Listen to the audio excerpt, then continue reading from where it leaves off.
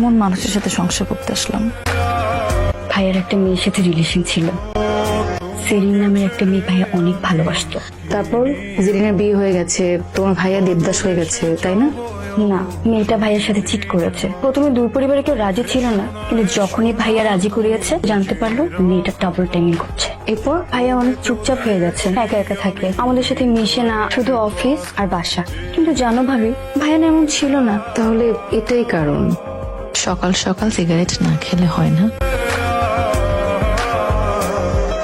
চাঁদের আলো দিয়ে দিয়া কোথায় বাবা? খানি দেখো বেওনা কোলা চাখো কাছে রাখো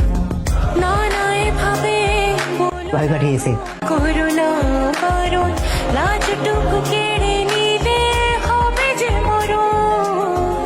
সইতে পারবো না হারানোর ব্যথা বলে তো দিয়েছি। একদম খালি খালি লাগছে, তো ভাবলাম আজকে ওকে আমি নিয়ে যাব। এটা কোনো কথা? মেয়ে বিয়ে দিছে, মেয়ে নিয়ে যাচ্ছে। 7 দিনই তো।